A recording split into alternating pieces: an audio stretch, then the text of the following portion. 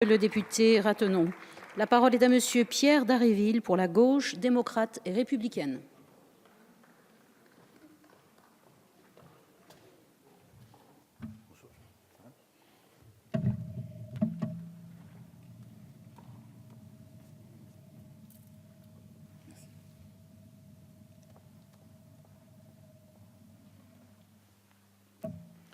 Madame la présidente, Madame la ministre, Madame la présidente de la commission, Monsieur le rapporteur, chers et chers collègues, les puissants ne cèdent jamais rien, ni le pain, ni la liberté, écrit Éric Vuillard dans La guerre des pauvres.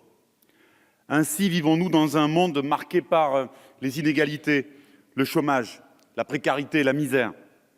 Et pour certains, ainsi va le monde, ainsi va l'humanité. J'en connais qui pensent que les inégalités sont fondées et constituent un moteur de la société. J'en connais qui pensent que le chômage résulte des chômeurs, la misère des misérables, la faim des affamés. J'en connais qui pensent que s'ils le voulaient vraiment, les pauvres pourraient s'en sortir. J'en connais qui pensent qu'on n'a que ce qu'on mérite. Ah, le mérite, la belle affaire. Celui qui gagne dans une vie 1000 fois plus qu'un de ses semblables, l'a-t-il vraiment mérité?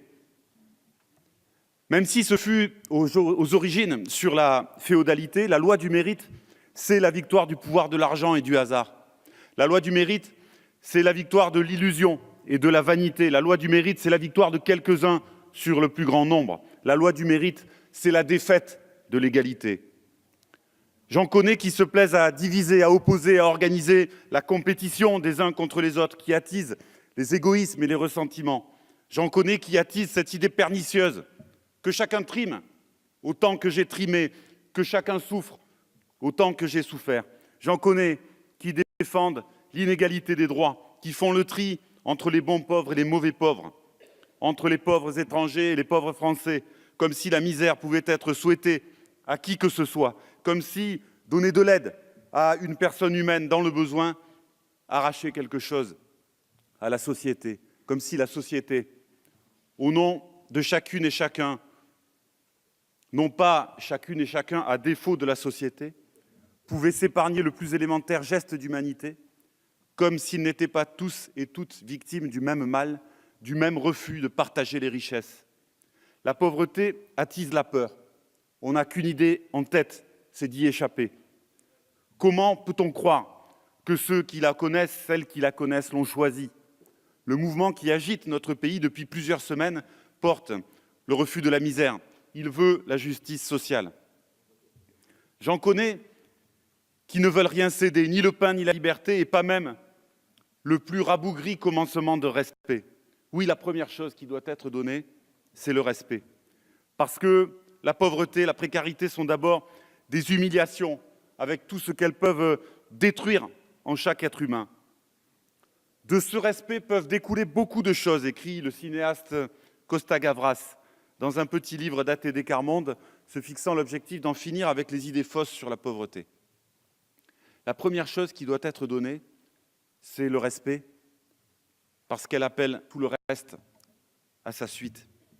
Nous vivons dans un monde qui fabrique l'insupportable, qui broie des vies, qui abîme l'humain. Nous vivons dans les mailles insensées du capitalisme qui entrave l'humanité dans son développement parce qu'il se nourrit des logiques de prédation et de domination. Nous vivons dans un monde où 800 millions de personnes vivent sous le seuil d'extrême pauvreté.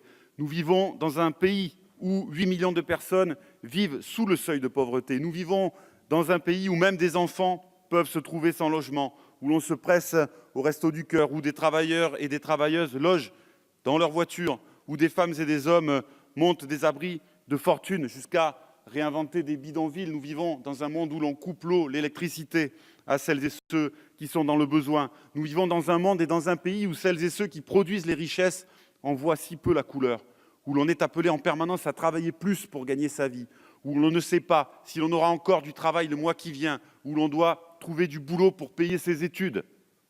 Et comme Victor Hugo, nous sommes de ceux qui pensent et qui affirment qu'on peut détruire la misère. Non pas Diminuer, amoindrir, limiter, circonscrire, précisait-il, mais bien détruire. Parce que nous vivons dans un monde et dans un pays où l'on pourrait partager autrement le travail et les richesses, parce que nous vivons dans un monde et dans un pays où la productivité progresse, parce que nous vivons dans un monde et dans un pays qui a su trouver les voies de grandes inventions sociales. Et que si ces grands édifices ont été abîmés, si leur élan a été interrompu, ils continuent de produire des effets et d'alimenter notre imaginaire collectif. Alors oui, il faut oser aller de l'avant, prendre l'offensive, ouvrir des brèches. Un débat a pris corps autour du revenu universel ou du revenu de base. Ces formules recouvrent diverses acceptions, diverses propositions, fondées sur divers diagnostics et poursuivant diverses finalités. Pour certains, il s'agit d'acter la raréfaction du travail. Pour d'autres, d'amorcer le dépassement du salariat. Pour d'autres encore, de déconnecter le revenu du travail. Pour d'autres aussi, de rémunérer le travail gratuit. Pour d'autres également, d'accélérer le travailler plus pour gagner plus ou de compenser la mauvaise rémunération du travail par le capital. Pour d'autres, par ailleurs, d'octroyer un droit fondamental et inconditionnel à vivre. Certains s'inscrivent dans une visée libérale, d'autres dans des quêtes émancipatrices. Il s'agit plus précisément ici de rester dans une logique d'aide sociale, en fusionnant des aides existantes avec l'objectif d'améliorer leur portée. Nous reconnaissons à cette démarche 3 intuitions positives qui appellent des actes forts. D'abord, l'automaticité du droit. C'est une question essentielle. Notre système est fondé sur la capacité de la personne à faire valoir ses droits et non pas sur une démarche offensive de la société pour faire valoir les droits de chacune et de chacun. Il convient donc de renverser la logique. Ensuite, le caractère inconditionnel de l'aide et le droit affirmé à un accompagnement face aux difficultés, ce qui constitue là aussi un renversement nécessaire. Il s'agit d'un parti pris, celui de l'aptitude de chacune et chacun à prendre sa place, à contrario des logiques de culpabilisation et de punition qui prévalent aujourd'hui, par exemple, quand il s'agit d'évoquer l'assurance chômage. Enfin, l'ouverture de droits véritables pour les jeunes qui sont jusqu'ici exclus de dispositifs véritablement efficaces, ce qui entrave leur capacité à se projeter dans leur existence et même à vivre pleinement leur jeunesse. Nous avons émis des doutes quant à la fusion d'allocations ayant des raisons d'être distinctes. Comment un dispositif, nous sommes-nous interrogés, pourra-t-il mieux répondre à la diversité des situations qui appellent une solidarité ?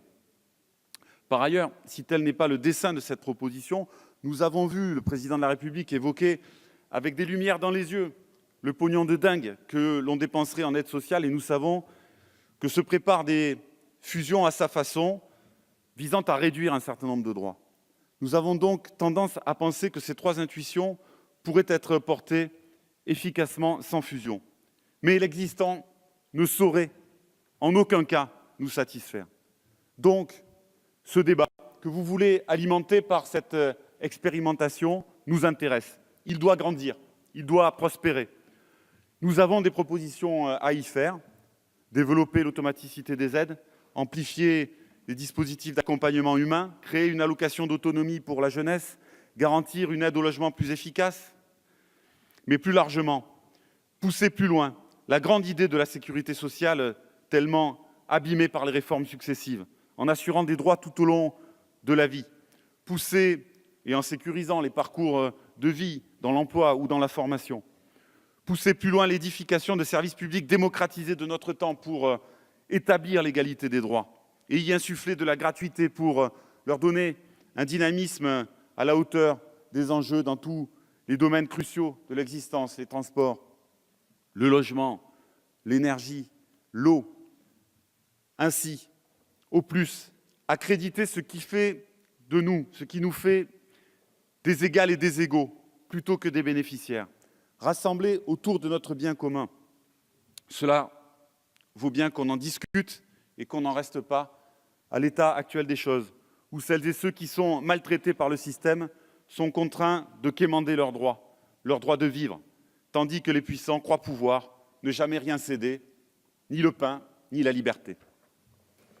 Merci, monsieur le député d'Harréville.